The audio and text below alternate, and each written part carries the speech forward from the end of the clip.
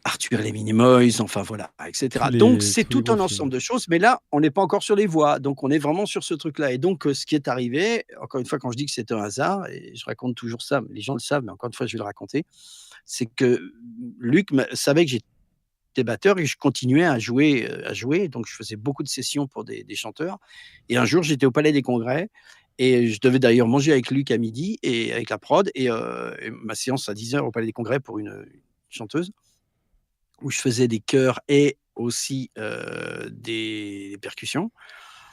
Et en fait, la porte s'est ouverte à un moment donné à la fin du set, donc il n'y avait plus le rouge qui était mis, donc les gens pouvaient entrer. Et il y a un mec qui est entré que je me disais, tiens, j'ai déjà vu quelque part. Et en fait, ce gars-là, c'était Monsieur Jean Becker, qui a fait L'été meurtrier, Les enfants du Marais, des vieux films peut-être pour ceux qui écoutent, mais des films très connus, fils de Jacques Becker, qui était un génie du cinéma français. Et donc, il est venu et il croyait que c'était une séance de publicité. Ce n'était pas une séance de publicité, c'était donc nous. Et il a expliqué à l'ingénieur du son qui était un de ses amis. Il a dit, bah voilà, nous on a un problème à côté. On est en train de faire une pub, mais le comédien n'arrive pas à rentrer la phrase en 10 secondes alors qu'il faut la faire en 8. Il dit une phrase qu'il doit faire en 8 secondes et il ne la fait qu'en 10. Donc, je venais voir s'il y avait quelqu'un qui pouvait au moins essayer ou alors avoir la chance de tomber sur des comédiens de pub. Et tout le monde a dit Pierre-Alain, il fait bien le con derrière les micros. Et moi, je dis, puis on avait fini le set, quoi. Donc, je suis allé avec lui dans le couloir. Il m'a demandé t'appelles comment, Pierre-Alain? Ouais, t'as déjà fait de la publicité? Je dis, Monsieur Becker, je ne sais même pas de quoi vous me parlez. Là. Je ne sais pas de quoi vous me parlez. Et je suis arrivé, il y avait des publicitaires avec les tronches. C'est la première fois que je voyais des publicitaires angoissés. J'en ai vu beaucoup dans ma vie après. Et donc, ils m'ont mis derrière le micro avec une feuille. Et là, j'ai découvert la phrase qui devait être dite. Et j'ai compris pourquoi le mec ne pouvait pas la rentrer en 8 secondes. Et la phrase qui devait être dite, c'était la juste sèche de Justin Bridou. Est-ce que vous souvenez de cette phrase? Et la phrase qui devait être en 8 secondes, c'était la juste sèche de Justin Bridou. Une saucisse sèche sachant... Pardon, tu vois? La Ouais. juste sèche de Justin Bridou. Une saucisse sèche sachant sécher doit sécher sans s'assécher. Elle sèche juste sèche, la juste sèche de Justin qui? La juste sèche de Justin qui? La juste sèche de Justin Bridou. J'arrive plus tellement en plus à Waouh. l'époque. C'est pas Donc mal ça, déjà. on devait le rentrer. Donc je me suis planté une fois, deux fois, trois fois. Et la quatrième fois, j'ai senti quelque chose qui me parlait en moi. C'est pas une connerie, ça c'est assez mystique. J'étais plus le même mec quand tout à coup, il y a quelque chose que j'ai compris, mais à la seconde et depuis ça m'a toujours fait ça. J'ai je regardais le texte et c'est comme si on me disait ce qu'il fallait faire. Donc c'était plus lis, c'était regarde les consonnes, le L de la, le J, le T, le S, C et ne t'appuie que là-dessus. La juste sèche de Justin Bridou, une saucisse sèche sachant chasser doit sécher sans tuer, et cetera, et cetera. Et je suis un OK. peu fatigué, c'est pour ça ce soir j'y arrive plus trop. Pas de souci.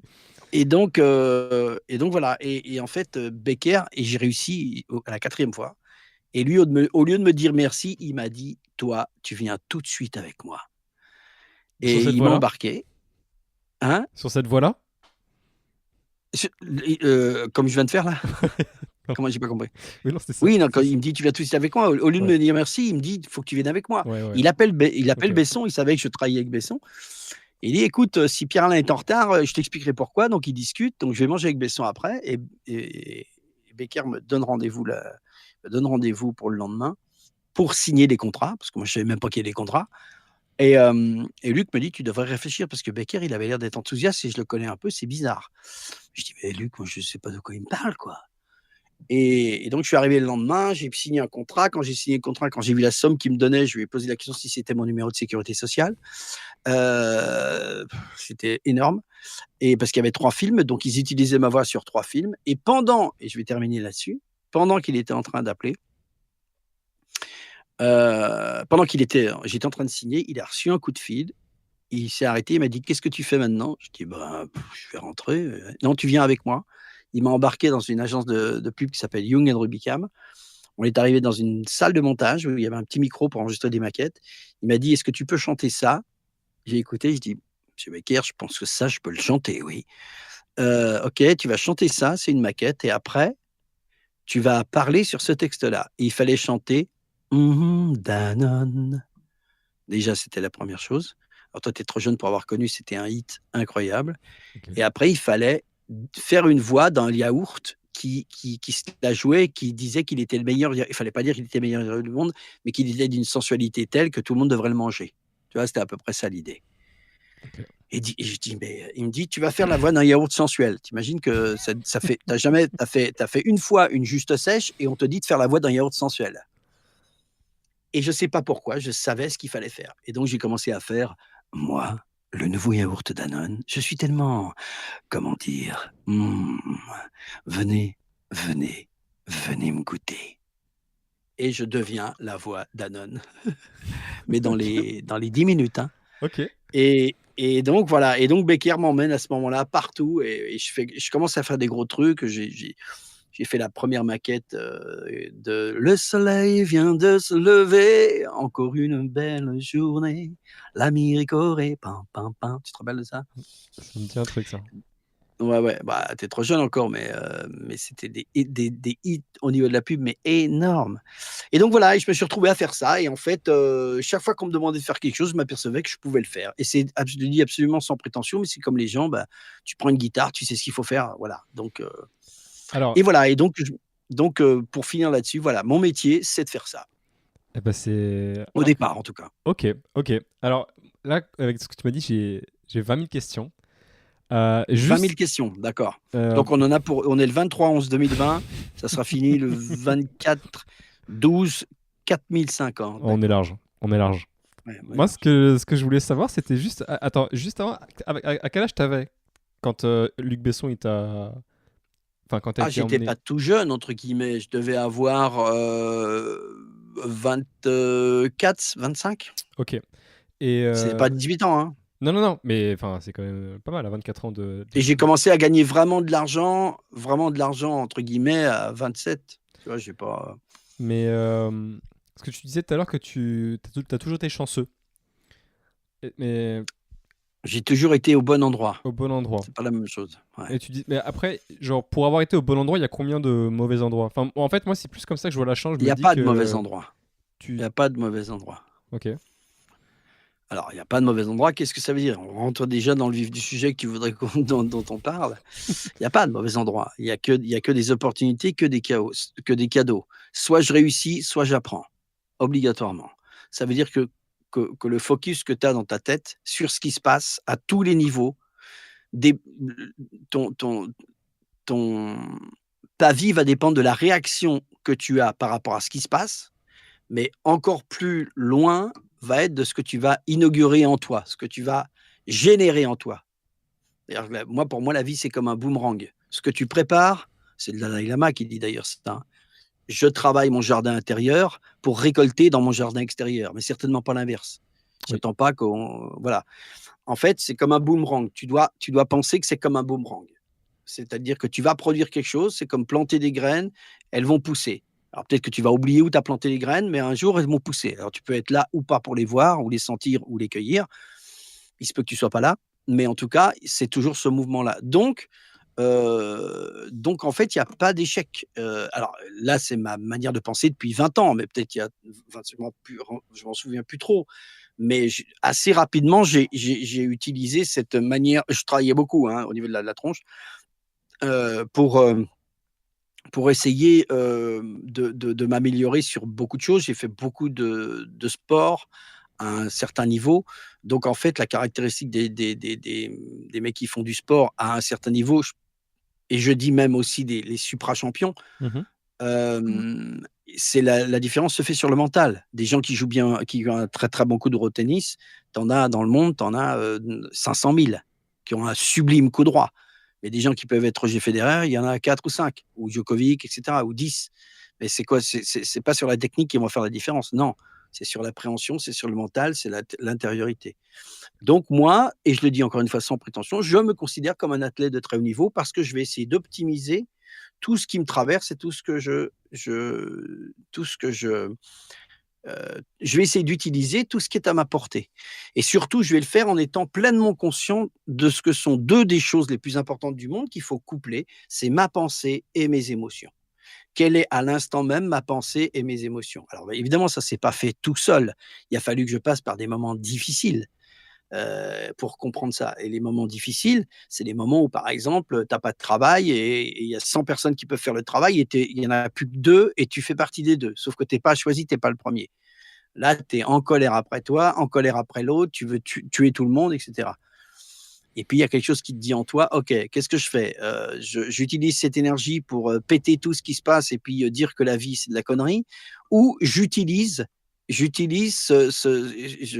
c'est ce moment où j'utilise ma patience, ma force, ma retenue, je monte sur le balcon de moi-même, je dirais.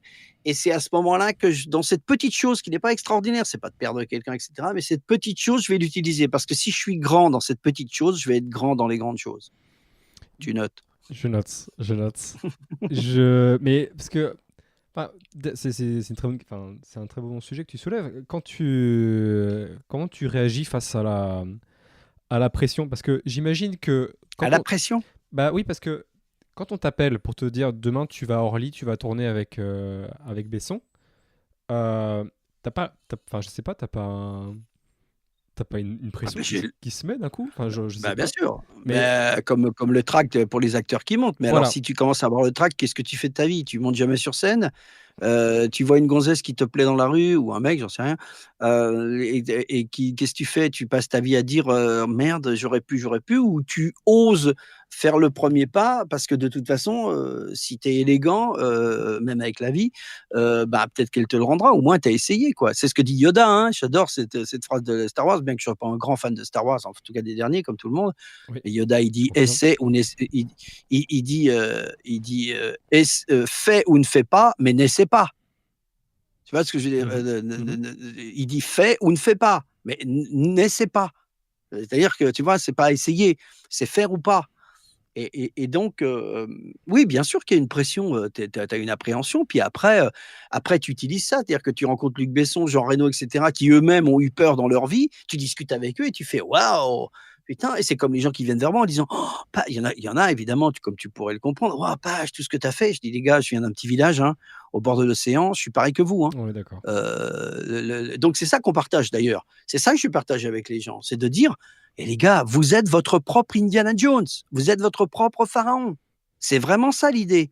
C'est pas moi, je vais pas vous moi ce que j'ai fait, c'est pris. Ne soyez pas Pierre-Alain Garrigue. Tu vois ce que je veux dire? Mm, mm, mm. Soyez Pierrot, soyez et cetera. Donc travaillez avec vous-même. Hein, et les gens qui pensent que j'ai une pensée un petit peu et ça me fait rigoler, entre guillemets, je vais lâcher un petit mot, mais qui m'entendent sur des conférences ou dans des vidéos, et cetera, dire: «Voilà, c'est un peu un gourou». Alors je me dis tout le temps: «Oui, je suis un gourou de secours», comme dirait l'autre. Un gourou de secours, ce qui est très con comme jeu de mots, mais j'aime bien.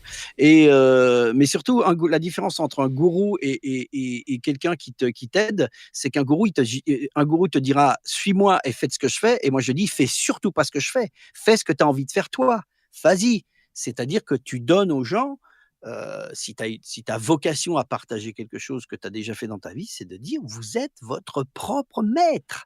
Personne au-dessus de vous, personne». Et Tu vois ce que je veux dire? ouais, je vois très À bien. part l'univers, quoi. Je vois très bien. Mais est-ce que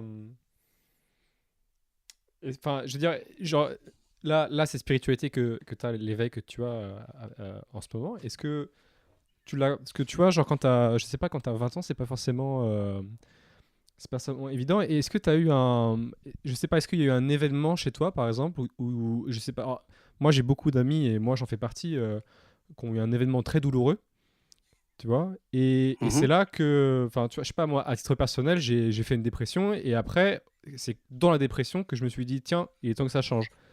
Et c'est là que l'éveil démarre, etc. Est-ce que toi, tu as eu un événement choc, ou c'est juste que tu t'es dit, tiens, la vie est quand même plus sympa quand on devient son propre Alors, jardinier, je comme tu vais disais je tout vais à être tout l'heure? à fait honnête, ma position par rapport à ça est que j'ai eu la chance de faire les choses progressivement. Le seul peut-être événement, c'est que quand j'étais petit, j'étais un supra, entre guillemets «intellectuel». Je jouais au foot, mais je lisais des bouquins de philo dans le car, des footballeurs, alors qu'on était, tu vois, on Ouais, je vois allait jouer l'ambiance. contre. Je vois l'ambiance. Ouais, non, mais ça se passait bien parce qu'ils trouvaient ça marrant Ouais, les ouais, gens. ouais. C'est vrai, je discutais déjà de Kant et d'Hegel à ce moment-là. Mais c'est pas la question d'être un intellectuel, on s'en contrecarre. Le truc, c'est que j'ai toujours été fasciné par ça. C'est toujours chercher à comprendre. Donc, ça veut dire que je n'ai pas eu besoin d'événements douloureux pour me retrouver face à quelque chose. Ça ne veut pas dire que j'en vivrai pas pour l'instant. Mais en tout cas, tout s'est fait progressivement parce que progressivement, c'est comme, je sais pas, c'est comme quelqu'un qui dirait je veux absolument avoir des putains d'abdominaux, etc. Puis la première semaine, il fonce à la salle et il fait 10 heures par jour. Il va s'éclater le truc. Et c'est là où il va comprendre, en s'arrêtant et en étant blessé, en train comme ça dans son lit, que ça se fait pas comme ça. Qu'il va falloir, ok, t'arrêtes, là, t'as très, très, très mal, mais tu vas comprendre que tout est progressif. Mais moi, tout a été progressif. Donc, en fait, ça veut dire ça veut dire que comme, alors je te donne un exemple de progression. Moi, je lis beaucoup, mais je lis beaucoup moins qu'avant. C'est-à-dire que maintenant, j'ai, allez, 20 bouquins qui sont des sortes de piliers. Et ces 20 bouquins, je les relis tout le temps. Et ce qui est magique, quand je dis magique, c'est vraiment magique, hein. Ça veut dire que si tu prends le pouvoir du moment présent d'Eckhart Tolle, qui est un Ouais, peu ouais. l'alphabet, qui est un petit peu le B.A.-ba, entre guillemets, de la spiritualité, tout le monde en parle, et ça, bon. Mhm. Mais le pouvoir du moment présent, la première fois que je l'ai lu peut-être 5 fois, 6 fois. Mais j'ai jamais lu le même bouquin. Je n'ai jamais lu le même bouquin. Ça veut dire que ma conscience s'est développée par rapport à ça. C'est-à-dire qu'en fait, il y a une sorte de correspondance quantique, je dirais, avec le bouquin, et tout d'un coup, tu te dis, mais je m'avais passé à côté de cette phrase-là, c'est pas vrai. Pourquoi je la comprends maintenant? C'est-à-dire que tu as un système de compréhension. Donc, en fait, c'est la même chose aussi que d'apprendre à conduire une voiture. Bah, la première fois, tu cales, tu sais pas comment faire, tu as un mec à côté qui dit non, c'est pas ça. Et puis au bout d'un moment, bah, tu vas tranquille. Et si tu te concentres et tu es focus et d'apprendre à conduire ta voiture, bah, tu le fais un petit peu tout seul au bout d'un moment. Puis au bout d'un moment, bah, tu te conduis toi-même. Et puis tu vas jusqu'à chez toi. Puis ensuite, tu emmènes ta femme et tes enfants ou tes amis. Puis ensuite, tu découvres de nouveaux paysages. Puis ensuite, tu fais des voyages. Tu peux faire des rallyes ou tu peux devenir Lewis Hamilton, le plus grand pilote qui ait jamais existé sur cette terre. C'est un peu ça que je veux dire. Mais c'est une histoire de focus. Donc, ça peut se faire progressivement. Tu vois, tu n'es pas obligé que quelqu'un se tue en voiture chez toi et que parce qu'il s'est tué en voiture, Oui, tu vas être obligé de faire l'effort de pouvoir conduire. Et c'est parce qu'il y a eu ce truc-là que tu vas être en résilience. Oui, tout est possible. Moi, j'ai pas eu ça t'as pas eu ça. pour ta question, parce que ça a démarré très, très, très, très, très tôt. Très tôt. Après, j'ai utilisé toujours ce que je pouvais. Donc, en fait, encore une fois, c'est comme un athlète de haut niveau. Je veux dire, tu prends, encore une fois, je le dis tout à fait sans prétention, mais tu prends, moi, j'adore la NBA, par exemple. Moi, je regarde, je me levais la nuit pour regarder Michael Jordan. Maintenant, je regarde LeBron James. Je ne sais pas si tu connais un petit peu le basket ou pas du tout. Pas trop. J'ai pas trop de culture Mais là-dessus. bon, tu sais que ces mecs-là, un LeBron James ou Kobe Bryant avant qu'il meure, Mhm. euh, les mecs, à 5 heures du matin, ils étaient debout, ils sont dans la salle à faire des milliers de shoots. Pourquoi? Pour intégrer en eux qu'à un moment donné, quand ils vont être dans des situations d'instinct, leur corps va répondre instinctivement. Et c'est la même chose. C'est-à-dire que je vais utiliser toute la journée des choses pour pouvoir m'améliorer, pour à la fois moi-même, le partage avec les autres et pour avancer dans ma vie et partager d'autres choses. Ça veut dire que, par exemple, je te donne Ouais, un exemple ok. banal. Très bien. J'appelle ça le feu rouge est mon maître. Le feu rouge est mon maître. Tu as 3 voitures. Tu es à Paris ou à Bordeaux, je sais pas où tu es toi. Et tu es où d'ailleurs? Toulouse. Toulouse. Bon, tu es à Toulouse, il y a un feu rouge. Mettons Paris parce que c'est plus angoissant. Paris, c'est plus clair. Où tu peux être au cœur de Toulouse, par exemple. Enfin, en tout cas, tu es à Paris, il y a un feu rouge. Il y a 3 voitures. La première, mettons 3 mecs. Moi, je suis dans la troisième. Le premier, là, il fait putain, il va falloir que je suis en retard. Quand est-ce qu'il passe au vert? C'est pas possible. Voilà, l'énervement total. Le deuxième fait oh, c'est pas vrai. Putain, cette ville me tue. J'en ai marre. Je voudrais partir à Toulouse ou dans la banlieue de machin, au bord de la mer. J'en peux plus. Qu'est-ce que je pourrais faire, etc. Et t'as la troisième personne, dans mon cas personnel, et je le dis encore une fois, sans prétention, je vois le feu rouge. Ne serait-ce pas le moment pour travailler ma patience? Ne serait-ce pas le moment où je vais respirer? Pourquoi? Parce que c'est maintenant que j'apprends quelque chose. C'est maintenant. Le feu rouge est mon maître. Il est mon maître. Et je te dis, je redis cette phrase-là, si je suis fort dans cette force, c'est-à-dire que si je suis grand dans cette petite chose, je répète, je pourrais être grand dans d'autres grandes choses. C'est ces moments-là. C'est tous ces moments-là. Je dis souvent la loi des 5-5. De 5. Non, c'est Si quoi? dans 5 ans, ça n'a plus d'importance, ne t'énerve pas plus de 5 minutes. Tu as le droit de t'énerver, mais pas plus de 5 Mmh. minutes.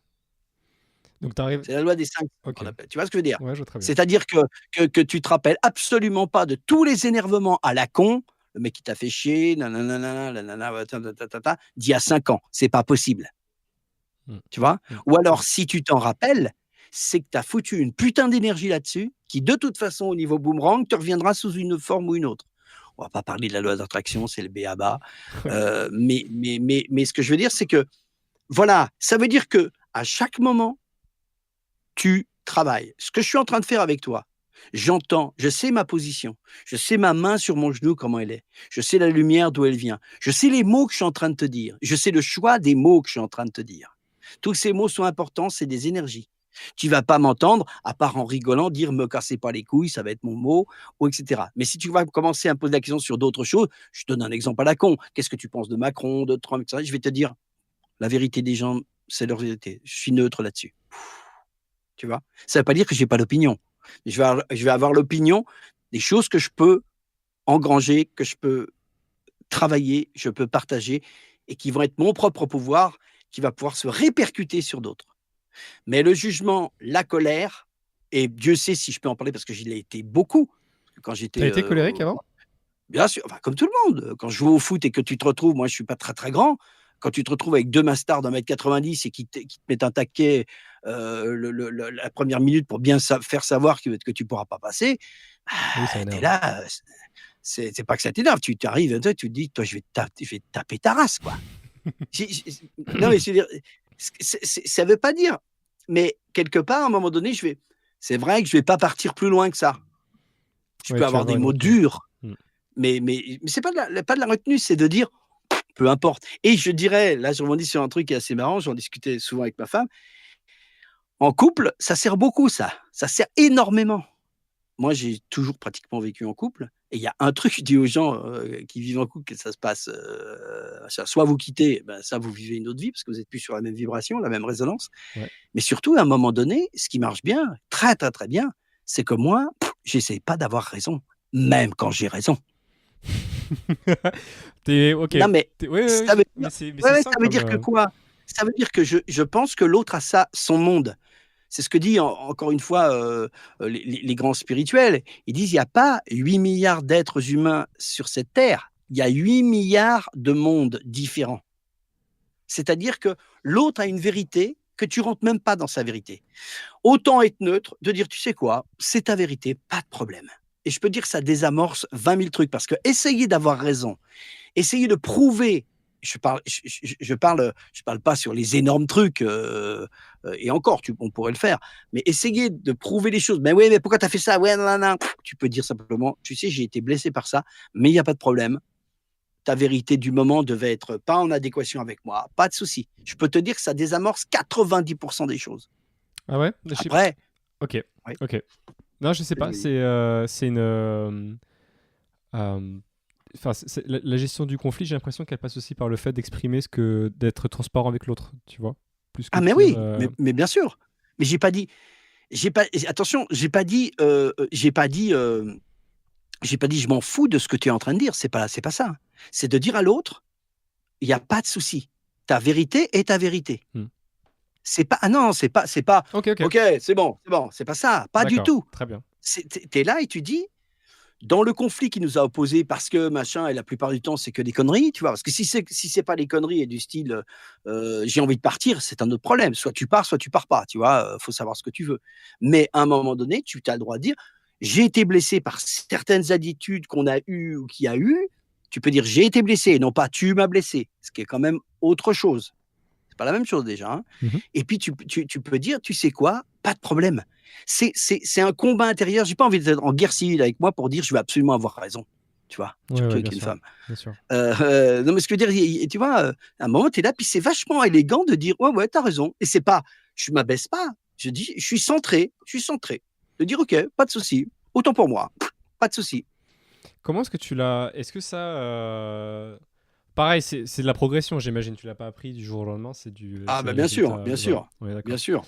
Hem, Moi, j'ai juste une question, je reviens juste, en général, enfin, mon fil conducteur, c'est un peu ton parcours. J'ai juste une question, qu'est-ce que quand tu es propulsé, Moi, je sais que j'ai une fascination pour les rencontres, pour tu vois, les cercles sociaux, etc. Quand tu es propulsé dans cette troupe de Luc Besson pour aller faire les films, etc., qui du coup sont des films qui cartonnent quand même à l'époque, enfin, c'est quand même un certain succès.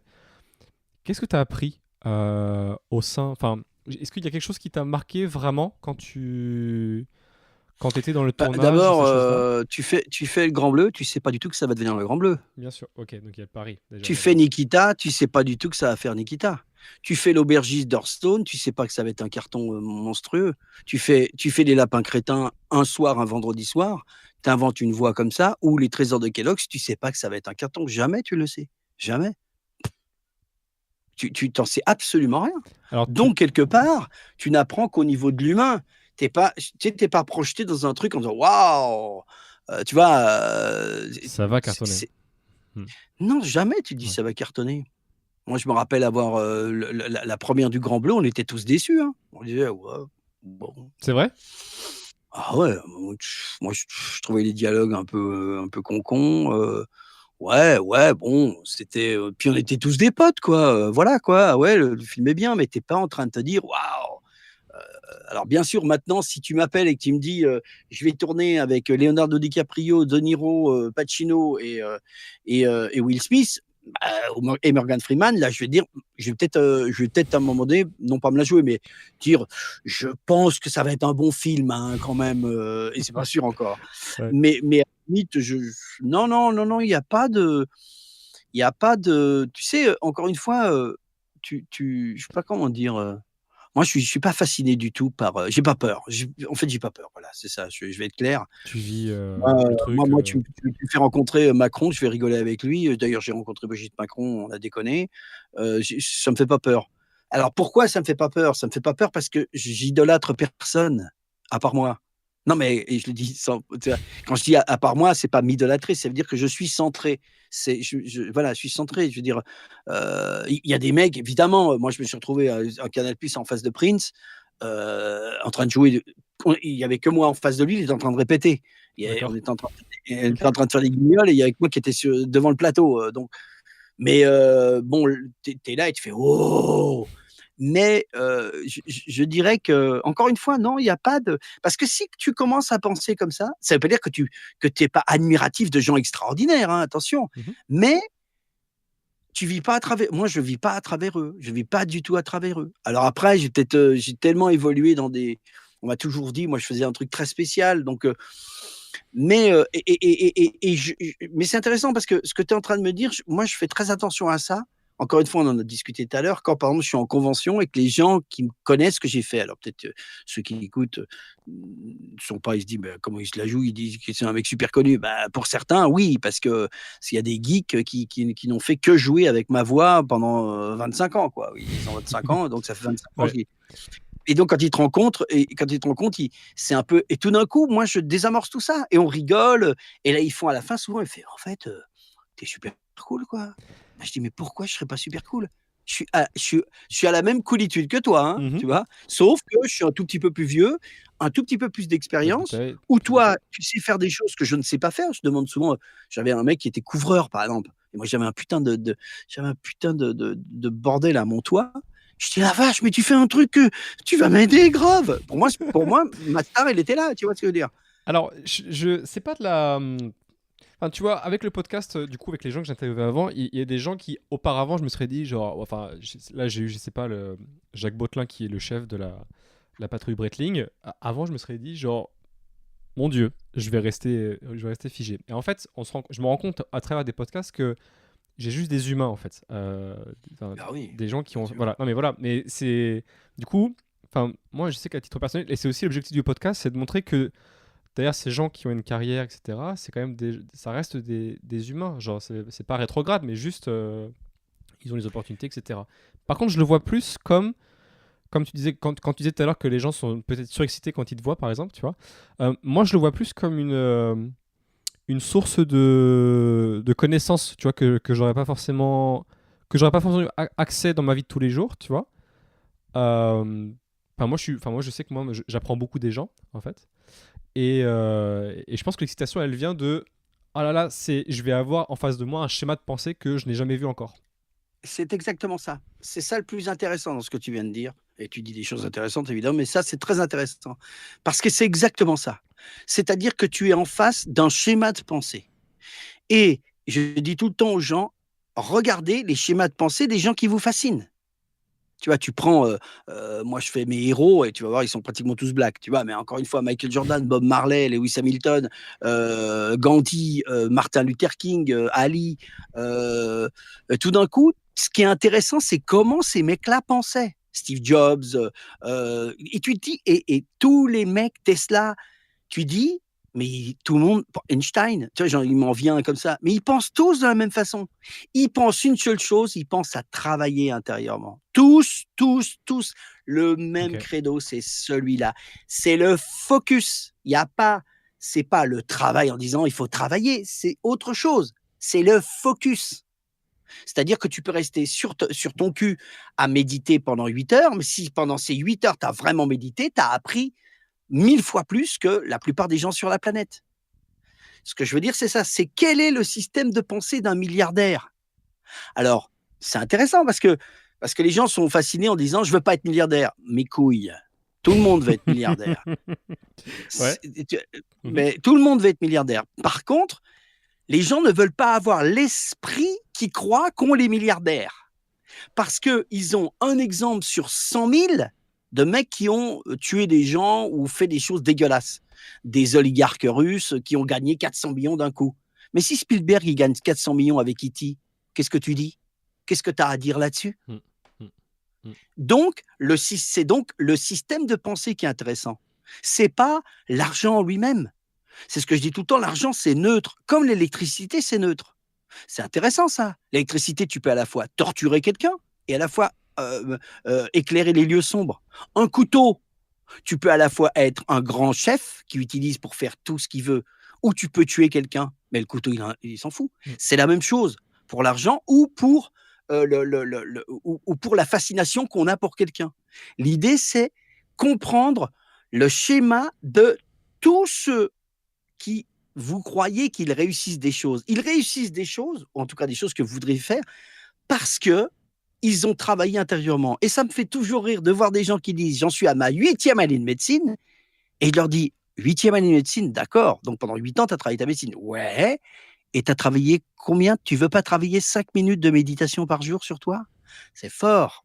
C'est ça l'idée. Mm, Tu mm. comprends ce que je veux dire? Mhm, mhm. C'est-à-dire, où est-ce que tu places ton focus? Tous ceux qui ont fait des choses qui vous fascinent, c'est parce qu'à un moment donné, ils ont pris leur personnalité, qu'elle soit celle d'un Bob Marley qui naît dans un ghetto de métissé, abandonné par son père, récupéré par une femme de ménage, et le mec devient peut-être le plus grand prophète musical de tous les temps, un des, ok? Parce que quand tu vas, que tu ailles dans n'importe quel endroit du monde, et je peux te dire, je l'ai vécu, de toute façon, Bob Marley, ils connaissent. Donc, qu'est-ce qu'il a fait? Il s'est focusé pour pas faire en même temps du hard rock. Non, il était sur sa ligne. Je vais faire ce que j'ai envie de faire. Je veux partager ma musique. Ma musique, c'est le reggae. Je vais être sur un tempo entre 80 et 120 et je vais tracer comme ça et je vais inventer des trucs. Et Ok. après, que ceux qui m'aiment me suivent. Tu vois? Mhm. Mais c'est pas vouloir dire, je veux, tu vois, n'essayez pas d'être Bob Marley, c'est déjà pris. N'essayez Et pas très fort. d'être Pierre-Alain Garrigues, c'est déjà pris.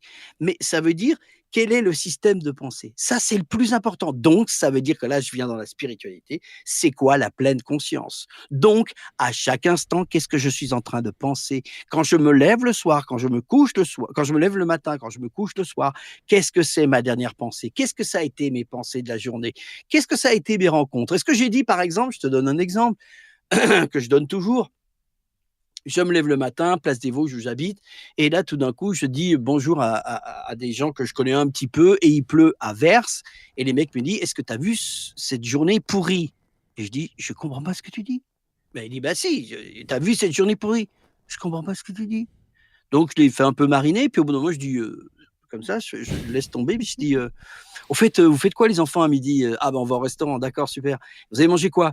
Ah ben moi j'y étais hier, c'était vachement bien. Tomate mozzarella, un peu de riz, un bon verre de vin. D'accord. Essayez de me répondre la vite fait, hein, sans réfléchir. Tomate mozzarella. Il pousse comment la tomate mozzarella? Avec de l'eau de pluie, ouais, bien sûr. Et le riz, il pousse avec de l'eau de pluie, bien sûr. Et le vin, il pousse comment? Ah oui, avec de l'eau de pluie, oui, bien sûr. Alors, s'il vous plaît, les gars, au lieu de me casser les bonbons, parce que là, je parle comme ça, au lieu de me casser les bonbons avec c'est un temps pourri, dites plutôt c'est un beau jour de pluie. Ça veut dire que ton focus, il n'est pas du tout pareil. C'est pas la Ah même ouais. chose. Mm. Ça veut dire que ce qui se passe, tu dois le regarder et tu dois découvrir quel est le cadeau derrière. C'est un beau jour de pluie. Parce que si tu veux un endroit où il n'y a pas de pluie, vas-y, j'y étais. Ça s'appelle le désert. Il n'y a rien. Quand il Il n'y fait a beau, rien. quand il fait beau tous les jours. Ah, c'est bien amené ça. Non, Oui, c'est vrai, c'est vrai, c'est vrai. mais il n'y a rien. Mhm. Il fait beau tous les jours. Oui. C'est pas ça la vie. Encore une fois, c'est ce que je dis souvent dans les trucs. C'est pas de gronder contre l'orage, c'est d'apprendre à danser sous la pluie. Et donc, ce que je veux dire, c'est que c'est une histoire de focus. C'est-à-dire que tu dois être en pleine conscience de te dire, oh là, aujourd'hui, ce que je vais faire, au lieu de dire 90% de saloperies, ou de dire ça me casse les couilles de, ou ce mec-là m'emmerde, ou cette nana, ou ah, t'as vu machin, ou d'être devant le café ou ta cigarette si tu fumes, moi je fume pas, de dire ah oui, t'as vu machin, c'est de dire, c'est là où la neutralité est l'arrêt. Tu fais, et puis on te dit, mais tu parles pas parce que toi tu parles beaucoup d'habitude. Rien d'intéressant à dire, pas de souci. Et tu peux te séparer de certaines personnes parce que ces personnes sont toxiques, en tout cas pour toi. C'est pas qu'ils te tirent vers le bas, ils te Mm. tirent vers un côté où tu n'as pas envie d'aller. Mm. Mm. Donc, tu dois commencer à apprendre, tel, encore une fois, un grand, un grand sportif. Quand un Roger Federer, un Djokovic, je ne sais pas si tu suis le tennis et tout, enfin, un grand champion, il entre sur un terrain de tennis. Est-ce qu'il va dire, attention, il faut que je gagne 6-0, 6-0, 6-0 et que je ne perds pas une balle? Ils en perdent des balles. Hein. Alors c'est bizarre parce qu'ils en perdent des balles, ils sont en situation d'échec tout le temps. Et alors comment tu fais quand tu es en situation d'échec tout le temps? Tu passes et tu y vas et tu passes et tu y vas et parfois tu gagnes et parfois tu perds. Mhm. Mhm. Mais quelque part, si tu commences à te dire, comme la plupart, 90% des gens dans la vie, je ne vais pas le faire parce que je risque de perdre. Tu vois ce que je veux Ouais. dire? Mais parce que c'est parce que je pense qu'il y a il y a une grosse attente qui est mise. Enfin, je pense qu'à partir du moment où tu mets de l'attente sur quelque chose, d'un coup, elle commence à prendre de la valeur. Enfin, une valeur un peu disproportionnée par rapport à ce que c'est vraiment. Et du coup, le risque est beaucoup plus élevé, en fait, s'il n'y a pas d'attente sur ce que tu... Je sais pas, Non, je sais mais pas si tu vois ce que je veux dire. les attentes, tu as le droit d'avoir des attentes. La problématique, il n'est pas là. Tu as le droit d'avoir des attentes. Ce que tu n'as pas le droit d'avoir, c'est de l'impatience impassionnée, impatiente. Alors, ça, c'est une... Non, mais Oui, ok. et Ok, c'est ça que ouais. tu n'as pas le droit. C'est-à-dire que les gens, tu veux que je te dise ce que c'est que les gens qui veulent faire des choses et qui ne les font pas? Parce qu'en en fait, ils plantent une graine le soir, ils l'ont plantée, ils ont mis un peu d'eau, et la nuit, ils y vont et ils regardent la plante, ils disent putain, mais qu'est-ce qu'elle fout? Mais qu'est-ce qu'elle fout? Non, mais c'est exactement ça. Je vois très bien. Et puis à un moment donné, ils arrivent, et puis il y a un petit 10 ou 15 jours après, une petite feuille qui sort. Tu sais ce qu'ils font? Ils la prennent et ils tirent pour que ça aille plus vite. Les gars, il y a des saisons dans la vie. Il y a des saisons. Vous êtes comme si vous étiez au-dessus de votre pommier et vous gueuliez après vos pommes. Pommes pousse, pommes pousse, pommes pousse. Tu peux faire pousser les pommes, toi? J'en Non. connais pas un sur cette terre. Non, c'est la nature qui fait pousser les pommes. Par contre, ce que je peux faire, c'est m'occuper de mon pommier. Je peux le toucher, je peux le caresser, je peux lui parler, je peux enlever les mauvaises herbes, je peux lui mettre de la bonne eau, je peux lui mettre du Vivaldi, enfin, tu vois ce que tu veux, ou du Bob Marley. Tu vois ce que je veux dire? Et tu verras bien ce qu'il y a comme fruit. Tu vois? Donc, tu as le droit d'être en attente d'une récolte. Mais tu n'as pas le droit d'être impatient de l'impatience que ça pousse en 2 minutes. C'est pas possible. Et Alors, heureusement. comment est-ce que tu... Qu'est-ce que tu... Est-ce que tu Je vois... suis impatient. Hein, moi. Comment dire? Tu vois, aujourd'hui, c'est le Covid. En ce moment, c'est le Covid-19. C'est le confinement. Je connais pas. Je vois pas ce que c'est. Ça te dit pas ce que c'est? Ouais. Ça te dit un truc? Non, je vois pas. Tu vois, moi, je sais que j'ai beaucoup d'amis. Enfin, on est tous frustrés, tous deg, etc. Qu'est-ce que tu... Comment est-ce que toi, tu le vois, ce deuxième confinement? Parce que le premier, beaucoup de gens ont dit que c'était une opportunité, que c'était génial, qu'ils avaient eu le temps Mais c'est de la se même poser. opportunité. C'est la même chose. Est-ce qu'on va faire tous les Don Quichotte à se battre contre des trucs que tu peux pas gérer? Moi, je suis totalement Tu vas d'accord avec appeler toi. Jean Castex le soir en disant Monsieur Castex, j'ai Pierre-Alain Garrigue au téléphone. Franchement, laissez-moi sortir. Je ne peux rien faire là-dessus. Je n'ai aucun pouvoir là-dessus. Je n'ai aucun pouvoir, à part mon pouvoir dans mon cercle à moi, de montrer, d'être un exemple vivant de ce qu'on peut être. Ça veut dire que je vais encore peut-être plus lire, je vais encore plus m'occuper de ma fille, je vais encore plus m'occuper de ma femme, je vais essayer de travailler mon impatience, je vais recommencer. Qu'est-ce que tu veux que j'y fasse? Je peux rien y faire. C'est toujours pareil, soit je réussis, soit j'apprends. C'est-à-dire que les gens qui disent: «OK, 2 fois ça va», bah oui, bah, tu jamais vécu, 10 fois un lundi alors que tu étais vachement bien le dimanche? Bah voilà, bon bah, Bah justement, je trouve que c'est intéressant parce que tu vois, mine de rien, enfin, de mon point de vue, je me rends compte qu'en ouais, fait, on n'a jamais été frustré. Enfin, c'est jamais arrivé, un truc comme ça, en tout cas de notre vivant à nous, tu vois. Et j'en parlais avec ma grand-mère qui a vécu la guerre, par exemple, la deuxième guerre, tu vois. Et ben, enfin, elle, ça nous pas, enfin, ça la saoule cette histoire aussi, tu vois. Mais en fait, elle me disait, mais en fait, vous avez jamais eu de situations comme ça ou qui vous frustrent et vous savez pas comment gérer ça, en fait, tu vois. ben oui, bien sûr. Ce côté, bah putain, comment ça se fait qu'une Mais chose mais extérieure mais décide de ma vie pourquoi? maintenant, tu vois? Et ce Oui, que je mais disais tout à l'heure, c'est encore danser sous la ouais, pluie. ça va encore au-delà de ça. C'est-à-dire que, il y a une chose particulière, tu vas comprendre. Il y a une chose particulière dans le temps où on vit qui est extraordinaire, mais qui, à la fois, fait percuter comme tout le monde percute. C'est l'immédiateté des choses. Eh oui. L'immédiateté. C'est-à-dire que même encore il y a, allez, il y a 20 ans, tu l'as peut-être pas vécu, tu avais 3 ans, mais quand tu mettais en marche ton internet, ça faisait et t'attendais. Maintenant, si ta connexion, elle arrive pas, tu fais: «Mais putain, c'est pas vrai! Qu'est-ce qui se passe?» et il y a tu vois, je trouve que alors moi aussi, je suis aussi impatient que tout le monde. Je voudrais des tas de trucs, il y a des trucs, je suis frustré. Mais à un moment donné, je me bats pas avec ça, quoi. Tu vois? Je veux dire, on t'a pas demandé de descendre dans la rue. Si on doit descendre dans la rue pour dire: «OK, maintenant le gouvernement, vous nous c'est on met plus les masques, on fait rien du tout». Ouais, bon, alors il y en a qui vont le faire, pourquoi pas? Il y a pas de souci, quoi. S'il y en a qui veulent le faire, faites-le. Mais ce que je veux dire, c'est que c'est pour moi, c'est des combats qui sont inutiles. Tu vois?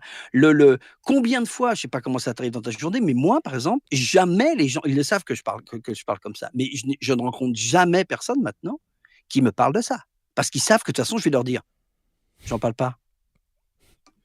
Comment? Ce qu'a dit BFM TV, ça fait 10 ans que je regarde pas BFM TV. Mmh. Tu veux te casser la tête? Regarde c'est Ouais, BFM, les infos, vas-y, ouais. Mmh. c'est ta vérité. Les mecs, ils disent: «Mais tu as vu les infos?» «Ah bon, tu as vu les infos?» «Non, j'ai pas vu les infos» et deuxièmement: «Mais comment tu fais?» Bah, je dis: «Parce que si vraiment il arrivait vraiment Oui. un énorme truc, tout le monde le dirait dans la rue, donc ça, je serais informé.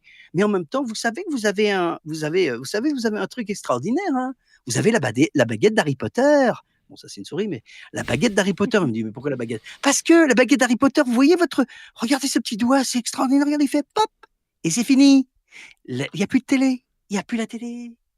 Je parle des infos, hein, évidemment. D'accord. Qu'est-ce que vous allez vous reconfirmer toute la soirée des gens qui ne savent pas plus de choses que vous? Et je dis pas ça en prétention en disant, les mecs qui s'occupent, les virologues, machin. Non, c'est pas ça. Laisse faire la vie. On verra bien. Parce que personnellement, tu veux que je parle du Covid? Moi, personnellement, premier donc ça fait 6 mois, j'ai pas vu un mort dans la rue. Il y a pas de zombies qui sont en train de m'arracher la glotte. Tu vois, je veux dire? Parce qu'on a quand même l'impression que c'est ça. On vit quand même, c'est du style tu as envie de dire aux gens: «Mais si tu dois mourir, tu vas mourir». Il y a très peu de gens qui ont connu François 1er. Tu vois? Je veux dire, faut arrêter quoi. Je veux dire, c'est comme les mecs qui disaient: «On veut arrêter la mort, on veut arrêter la mort. Regardez aujourd'hui 430». Bah ouais, 430, ouais, bon, bah, c'est un peu la vie. Il y a eu combien de naissances? Personne ne le dit ça. Ça, c'est un Tu vois? très Enfin, bon. Je l'avais jamais vu comme ça, mais oui, c'est vrai. C'est vrai ça bah, qu'on en parle. Oui, non, mais mais oui, c'est oui. tu veux arrêter la vie, mais putain, mais arrêtez! Mmh. Tu c'est quoi ce truc-là? Vous voulez tout arrêter la vie? Et mes potes, moi je suis très copain de Jamel par exemple ou il y en a que je connais, les mecs qui disent: On en a rien à foutre de mourir de Covid. On ne veut pas mourir de pas voir les gens qu'on aime. Mais on en a rien à foutre du Covid». Mmh. Là, je suis un peu dur quand je dis ça, parce que il v et mais ma vie elle est pas et pourquoi elle est parce que je suis dans mon monde à moi, un monde sans Covid. Mmh. Tu Mmh. vois ce que je veux dire? Bien Et puis sûr. il y a des gens qui ont tellement peur du Covid, qu'ils sont dans un monde de Covid. Tu vois ce que je veux dire? Ça, c'est un peu de la physique quantique, hein, mais ce que je veux dire, c'est un peu ça. Donc, bon, là, tu as vu, je suis hyper importé. Je suis hyper importé parce que moi, j'étais obligé de m'arrêter de voir certaines, pas d'amis, mais aussi même des amis, en leur disant, ne m'appelez plus jamais. Voilà. Et le mec, il dit, oh la vache, t'es dur. Non, je suis pas dur. Tu leur as Je dit ça suis. texto? Ah oui. Ah, moi, je suis tout à fait capable de dire ça, moi. D'accord. Alors, Ok. gentiment, hein. Oui. Je dis quand je leur dis, mais pourquoi? Je dis, écoute, tu m'as appelé, tu m'as pas demandé comment j'allais, tu m'as dit, est-ce que tu as vu des infos? Tu n'as fait que te plaindre, tout allait mal, il n'y a pas un truc qui allait bien. Tu connais ma manière de penser? Ne m'appelle plus. Ça ne m'intéresse pas. Ça ne m'intéresse pas. Si tu me dis, si tu me dis ce qui est arrivé, je t'appelle parce que j'ai un cancer, je vais discuter avec toi et je vais te dire exactement ceci. Il y en a dans le podcast qui va dire le mec est dingue. Je vais dire, t'as un cancer? Génial. Mais non, mais t'es malade, Pierrot, qu'est-ce que tu dis? Je vais t'expliquer pourquoi. Parce que depuis que t'as un cancer, tu prends ton téléphone et t'appelles les gens et tu leur dis, vous savez pas ce qui arrive. Et tous les gens font, oh, mon pauvre, ou ma pauvre, etc. Ok, moi je te dis, t'as un cancer, génial. Pourquoi je vais te dire ça? Peut-être qu'on se reverra plus jamais de ma vie, mais c'est pas le problème. On ne se verra plus. Par contre, ce que je suis en train de te dire, c'est qu'à partir du moment où tu as ça, dans cet instant présent, l'ici et maintenant, d'avoir une maladie, comment maintenant, là maintenant, à la seconde où je te parle, comment tu vas changer ta manière de penser, de parler, de pardonner, de manger, de faire du sport, de regarder le ciel, de regarder tes enfants, de ralentir, de dire oui, etc., etc. Parce que c'est maintenant, comme tu l'as dit tout à l'heure, tu te retrouves avec un truc énorme qui a certainement mûri pendant longtemps. Qu'est-ce que tu fais maintenant avec ça? Alors, je suis là pour te dire, c'est génial parce que maintenant commence peut-être le dernier instant de ta vie. Essaye que ça soit vachement bien. Mais si, parce que c'est souvent ce que me disent les gens quand ils arrivent, tu dis, mais je l'aurai ce putain de crabe. Mais pourquoi tu me parles à moi de ça? J'en ai rien à foutre. Par contre, tu es en train de te parler à toi, donc tu es en guerre civile. On n'a jamais vu des guerres, c'est terminé. Œil pour œil, ça donne des aveugles. Mhm. OK? Donc, qu'est-ce que tu fais? Tu commences à t'aimer toi. Tu commences à travailler avec toi. Tu commences à être plus calme. Tu commences à voir comment tu penses. Tu commences à dire waouh, est-ce que j'ai bien regardé ce soleil couchant quand même? Est-ce que j'ai bien regardé cette pluie qui me cassait les bonbons tout le temps? Est-ce que j'ai bien regardé le mec qui m'énervait à côté à garer mal sa bagnole et que peut-être il avait plein de soucis lui? Est-ce que je frapperai pas à sa porte en disant ça va, vous allez bien? Que ça? Ouais, tu vois ce que je veux Je dire? vois très bien. Je vois très bien. C'est C'est... une manière de se focuser. On en revient T'as toujours vu, je à... suis Oui. violent. Hein. En fait, t'es très Je engagé. suis pas violent, je suis énergique. Très... Mais je... Comment est-ce que tu vois, genre... Bon, tu vois, tu as créé une chaîne TikTok, par exemple, tu vois, où tu as... bon, tu as ton contenu principal, tu vois, avec ce que tu fais, enfin, montrer ce que c'est que d'être doubleur, etc., tu vois, et ton projet. Mais tu en as aussi une Tout à deuxième fait. où tu parles de spiritualité seulement. Et Pas de spirit, ouais. Patch Spirits, c'est quoi? Pourquoi tu... Pourquoi? Enfin, pourquoi est-ce que pour toi c'est important de... Bah, c'est-à-dire que quand un de mes community managers m'a dit raconte tes trucs sur TikTok, au début, j'ai dit oui, c'est ça, je vais aller twerker avec des nanas de 15 ans, je m'en fiche totalement, C'est quelque chose que je c'est vais pas mon poser style après. du tout. Ok, ouais. Et donc, mais comme il m'a dit non, non, tu vas voir, ça va être comme Facebook. Ça a commencé avec des gamins et ça va évoluer, ce qui est exactement le cas. Mhm. Donc, j'ai commencé à faire le premier truc en disant, bah voilà, mon métier c'est ça, puis des anecdotes, etc. Ça a très très bien marché. Il y a eu à peu près 330 000 abonnés, je crois, des millions de vues. Et puis à un moment donné, je me dis, ouais, c'est bien, mais c'est un peu vain, quoi. Ça va. Je suis en train de, tu vois, qu'est-ce que je partage? Je partage le fait que je fais le con, quoi. Et puis je suis énergique. Et puis même ceux qui veulent faire ce métier, ben, ils voient que c'est à la fois fascinant de voir ça, puis à la fois ils se disent oh la vache, comment je vais réussir à faire ça? Et puis après un moment de méditation d'ailleurs, c'est toujours comme ça m'arrive, mais je me dis tiens, et si j'essayais un truc qui n'a pas été fait, ce qui est d'ailleurs les mecs de TikTok me l'ont bien dit que ça n'avait pas été fait. Mais j'ai dit ben moi je vais faire ce que j'aime, c'est-à-dire mon challenge ça va être en moins d'une minute de partager des choses qui sont les choses qu'on est en train de ce dont on est en train de discuter, essayer le challenge de sortir des belles choses, de bien les raconter, de donner une minute d'ensoleillement, je dirais, ou en tout cas d'énergie. C'est peut-être pas la lumière dont on peut parler, donner une énergie différente et surtout un point de vue différent. Et souvent, c'est ce qu'on m'a dit. Et bon, j'ai beaucoup de succès avec ça, en fait. En un mois, je crois que je suis à 230 000 abonnés. T'es là? Je te vois plus bouger. Ah, moi, je suis là, Ah, si, si. je suis là. Je croyais que tu étais freeze. Non, non, Et donc, j'écoute. donc voilà. Et en fait, je me suis aperçu que c'était incroyable parce que d'abord, c'est pas du tout les mêmes gens qui réagissaient à ce que je disais sur ce compte-là, pas du tout, mais alors pas du tout. Même les régions, tu sais, on voit au niveau des abonnements, tu peux voir d'où viennent les trucs. Moi, j'ai beaucoup, beaucoup de francophonie africaine qui suit ce que je dis, en tout cas ce que je partage. Et donc, ce qui m'a donné envie, c'est simplement ça, c'est de dire, bah tiens, j'ai eu des messages extraordinaires de gens. Alors, ça ne va peut-être pas bouleverser leur vie, mais ça les a fait réfléchir sur certaines. Disons que je partage ma manière de penser. Oui, Tu la prends ou tu la prends prends pas. pas. Ouais, ouais, bien sûr. Si ça peut t'aider parce que ça te correspond à toi, c'est très bien. Si ça n'a pas de rapport, passe. Hein, je ne te demande pas de rester ni rien du tout. Et donc, et donc voilà, ce qui m'a intéressé, c'est d'être assez «malin» entre guillemets pour pouvoir partager sur des endroits où la plupart du temps, bah, les gens restent, et sont fascinés par les réseaux sociaux et cetera. Mais justement à partir de cet endroit où la plupart du temps les gens, bah, soit s'amusent, soit essayent de s'évader, bah, tout d'un coup tomber sur quelque chose de non pas, on n'est pas en train de prêcher, on n'est pas en train de mais un truc qui dit: «Ah, c'est marrant cette manière de penser, j'avais pas pensé à ça». C'est-à-dire prendre un sujet et que tu aies un autre focus, différent. C'est souvent ça que je fais, hein, c'est Mhm. de changer la manière de Le voir, point de vue. tu vois? Voilà, l'exercice, il est là. C'est-à-dire que je dis souvent, «Vous êtes en train de regarder comme ça, mais est-ce que vous avez vraiment bien regardé les choses?» Tu vois? Donc, je sais pas si tu as vu cette vidéo qui a pas mal marché, qui s'appelle «La vie est belle», et j'écris «La vie est belle», EST, et belle, BEL, et c'est marqué au-dessus de moi: «La vie est belle». Ok. Et je dis, voilà, et je dis: «Bah, voilà, dans la plupart du temps, les gens, regardent des choses, la plupart du temps, vous regardez des choses», je commence comme ça la vidéo, «vous regardez des choses et ce que vous regardez, vous vous faites votre opinion. Je vous parie, par exemple, que vous avez vu qu'il y avait une faute d'orthographe dans le truc et vous êtes focusé là-dessus en disant: «Il a fait une faute d'orthographe», et tu vois? Parce que quand les gens font des duos, les gens, ils font comme ça, tu vois? Et il a fait une faute d'orthographe, mais est-ce que vous avez pensé au message que j'étais en train de dire? Vous avez fait plus d'importance à ma faute d'orthographe qu'au message que disait: «La vie est belle». Ah, putain, c'est pas mal ça.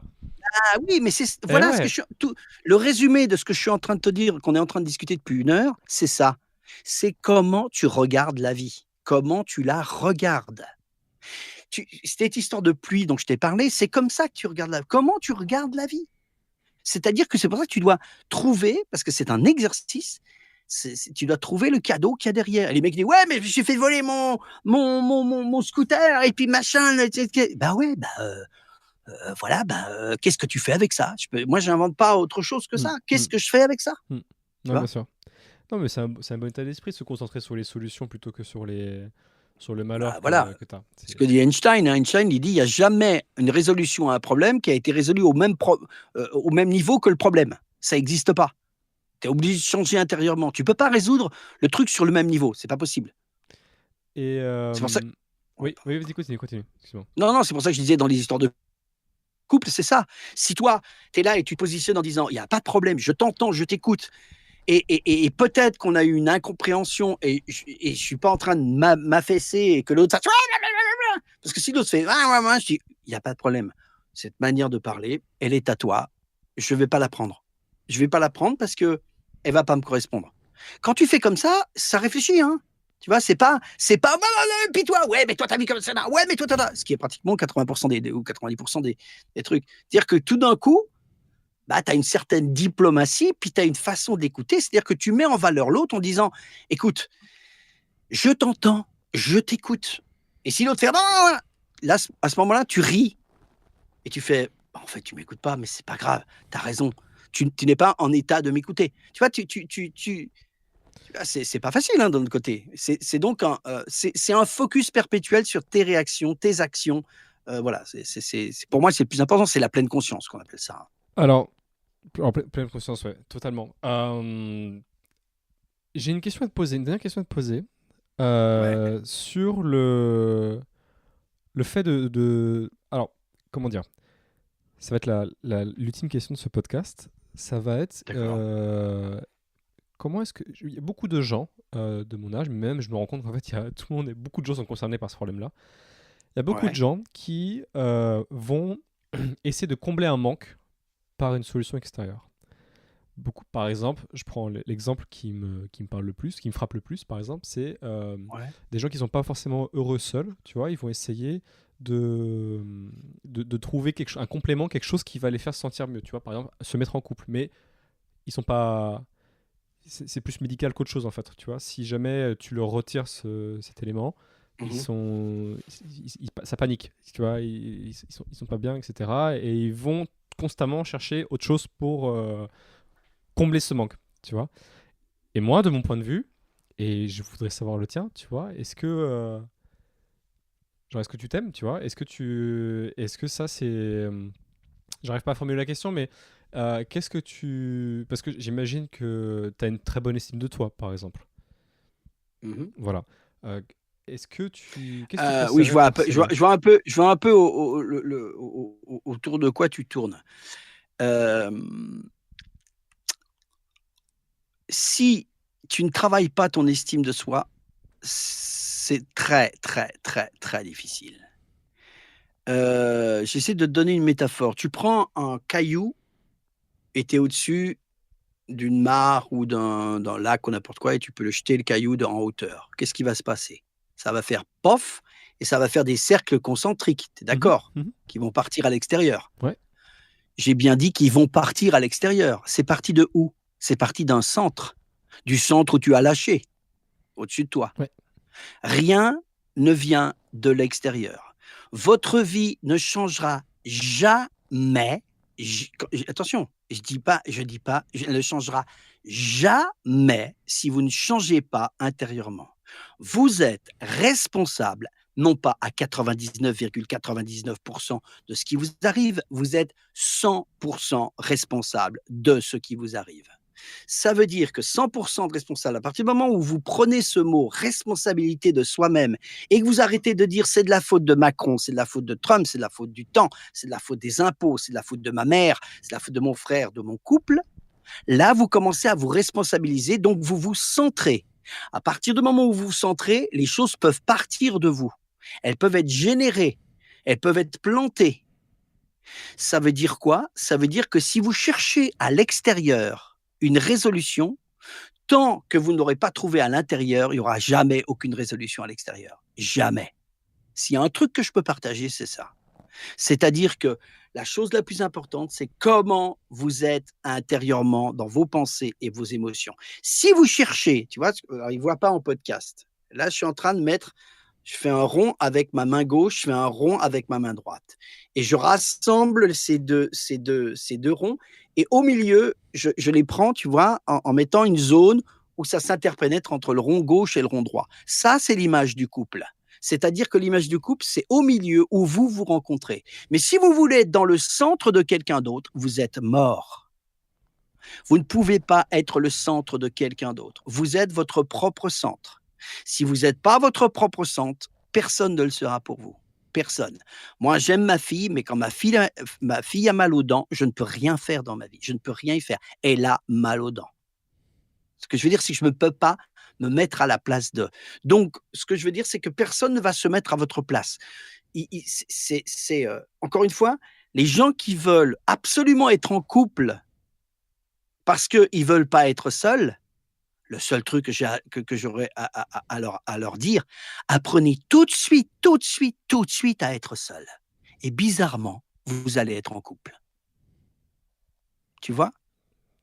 C'est super C'est, intéressant. c'est- Mm. mais je veux dire, c'est la même chose, j'appelle ça comme les phares. Tu vois ce que c'est un phare? Tu as remarqué les phares? Les phares de lumière, Mhm, ceux mhm. qui éclairent dans la nuit, tu vois? Il y a un truc, les phares, ils ont une caractéristique. Tu sais quelle est la caractéristique des phares? Pour Mhm. éclairer, pour sauver les bateaux, pour qu'on les voit de loin. Donc, pour donner à la fois de l'espoir, de la lumière, de la direction. C'est joli, ça. Tu Mhm. sais quoi? La caractéristique des phares? Ils sont pas l'un à côté de l'autre. Ça sert à rien. Elle est pas belle, celle-là? Elle est très belle. Très belle. Ça ne sert à rien. OK? Ok. Ça ne veut pas dire que vous devez être un être solitaire. solitaire dans votre vie. Mais ça veut dire que si vous essayez d'être centré comme un phare sur la côte et que vous balancez votre lumière, il se peut très bien que les bateaux viennent devant vous. Et c'est ça que vous attendez. Tu comprends ce que je veux dire par rapport au couple, etc. Mais si vous essayez de faire venir un autre phare à côté de vous parce que vous pensez que vous éclairez pas bien, il va y avoir un problème. C'est juste impossible. Tu vois? Ouais, je vois très Je bien. suis un peu dans les métaphores, j'adore ça. C'est super, c'est super. C'est très parlant. Tu vois, ce que je veux dire, c'est que moi, je passe ma vie. Les gens, ils disent: «Ah, Page», c'est marrant parce qu'on discute un peu plus profondément. «Page, tu super marrant, t'as de l'humour, vu l'âge que t'as». Oui, parce que j'ai 6476 ans, ça, faut le Au dire. moins, ouais. J'ai j'ai connu l'Atlantide, j'ai connu pas mal de choses comme ça et le truc, c'est que ils me demandent: «Mais comment tu peux avoir de la pêche?» Parce que je m'arrête et que j'essaye pas d'être avec quelqu'un à un moment donné. J'adore être avec tout le monde et j'ai tous mes gens avec moi, mes gars de la team Patch, mes filles, j'ai tout, mais à un moment donné, j'apprends à être seul. Seul ne veut pas dire solitaire. Seul, c'est être avec toi. Tu es la personne la plus importante du monde. Parce que si tu es pas la personne la plus importante du monde, qui c'est qui va l'être? Tu vois? Mmh mh. Mmh. Ça il y a un moment donné, personne ne réfléchit à votre place. Vous êtes votre propre pharaon. C'est ce que je dis tout le temps, vous êtes votre propre Indiana Jones.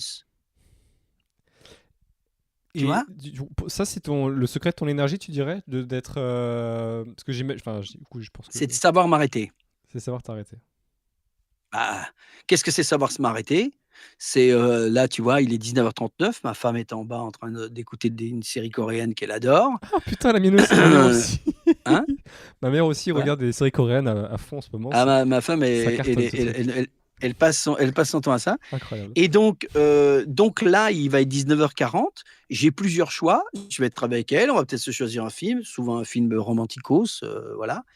Mais il y a aussi que je vais peut-être me mettre dans mon lit, je vais fermer les yeux et je vais rester un quart d'heure avec moi.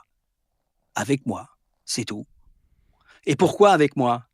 Alors, je vous donne un truc, on va pas le voir, mais je vous le donne pour terminer ce truc-là, pour qu'il y ait des choses qui soient incarnées dans une technique, si ça peut aider les gens. Vous voyez pas dans le podcast, mais Pierre, il peut vous l'expliquer. Vous avez déjà vu ceux qui méditent, les bouddhistes ou les bouddhas, vous avez vu souvent cette position, tu vois? Ouais, Là, je suis en train de la montrer à Pierre. La position, vous la connaissez, les coudes sur les genoux et les 2 mains en position, tu fais de la méditation. voilà, je fais de la méditation, on connaît tout ça. Un jour, j'ai discuté avec un très grand, maître vietnamien, un pas un lama, un moine, mais je suis pas trop là-dedans, mais je discutais avec lui et il était extraordinaire et il me dit: «Pierre-Alain, ils comprennent rien, les occidentaux sur certains trucs». Je fais: «Pourquoi vous dites parler comme ça?» Bah, ils comprennent pas, par exemple, ce positionnement. Je dis: «Ouais, c'est un peu on se met en position de yoga, on oublie tout». Il dit: «Non, non, non, non, pas du tout, pas du tout». Je dis: «Comment ça, pas du tout?» Il dit: «En fait, imagine, je vais te le faire en même temps que toi» et il me dit: «Tu prends tes 2 doigts, donc comme on fait, tu touches ton pouce et ton index et tu fermes les yeux et tu les sens. Tu sens que tu es en train de toucher ton doigt. Est-ce que c'est bon? Est-ce que tu sens?» Je dis: «Ouais, ça y est, je sens». «OK. Maintenant tu fais la même chose de l'autre côté». Tu fais la même chose de l'autre côté, donc tu touches ta main gauche, ton index gauche, OK, tu sens, tu peux tapoter et cetera. OK. Il me dit: «Maintenant, tu vas les faire en même temps et pendant que tu le fais en même temps, tu vas bien visualiser les 2 en même temps». OK. Et puis si tu peux rajouter un petit truc, le bout de ta langue, tu la mets juste derrière tes dents. Voilà, tu vois comme ça? Mmh mh. Mmh. Et et tu visualises à la fois, tu sens celui sur la droite, tu sens celui sur la gauche et tu sens tes dents, OK? Si tu veux, tu peux même visualiser un quatrième truc, tu as pensé au milieu de ton cœur, par exemple, ou dans ta tête. Il me dit un truc comme ça. Voilà, il me dit: «Ça va, tu sens?» Je lui dis: «Ouais, c'est comme ça, tu fais ça». Il fait: «Est-ce que tu penses aux impôts que tu as payés hier?» Bah, je dis: «Ben, non». «Ah, tu penses à la voiture que tu vas mettre de l'essence, demain?» «Ben, non». Voilà, je viens de te donner exactement ce que 6 000 ans de méditation doit faire. Pourquoi? Ça veut dire que je t'ai montré ce que c'est que d'être dans l'instant présent. Et l'instant présent, c'est quoi? C'est que quand tu as tapé ton petit doigt gauche et ton petit doigt droit et ta langue au milieu, ton corps, il a compris une chose, tu t'occupes de lui. Tu es là, ton cerveau gauche et ton cerveau droit, ils commencent à s'harmoniser parce qu'ils travaillent à cause de ça. Ils travaillent. Et tout d'un coup, tu t'es centré, tu t'es harmonisé. Et ton corps, il te fait « Oh putain, Pierre-Alain, enfin, tu penses à moi. Ah, ça fait du bien. Oh la vache! T'es pas dans un arrière, l'arrière de ton hier et le demain de ton futur. Oh, ça fait du bien. Merci, merci. Et voilà ce que tu donnes comme cadeau. Ok. Tu comprends l'idée? Je vois très bien. Je vois très bien. Voilà. Donc, voilà ce que c'est que de méditer, s'arrêter, de se prendre en compte, d'être soi-même, d'être responsable. Je le répète encore une fois, si vous croyez que tout ce qui vous arrive, ça vient de l'extérieur, oubliez. C'est la physique quantique. Alors, je finirai là-dessus. Si vous vous intéressez à la physique quantique, les physiciens quantiques, les nouveaux physiciens quantiques, Bruce Lipton, Joe Dispenza, Nassim Haramein, et j'en passe, et avant c'était Einstein ou Erlanger, ils sont là, ils font aïe aïe aïe. Il y a un truc qui est bizarre, c'est que ce qu'on est en train de découvrir sur les transferts d'énergie, sur les multidimensionnalités, etc., c'est bizarre, mais ça fait 6000 ans que les écrits indiens, ils le disent. Ah ouais, et je suis pas spécialement un hindouiste là-dessus, hein. Ils font bah ouais, et ils osent pas trop le dire parce que, enfin, ça c'est de plus en plus, mais voilà, c'est-à-dire que je suis en train de vous parler d'énergie. Je vous parle pas d'autre chose. Je suis pas dans la mystique, machin, qu'il y a des trucs. Encore une fois, ça voudrait dire que c'est extérieur, ça. Non, non, non, non, non.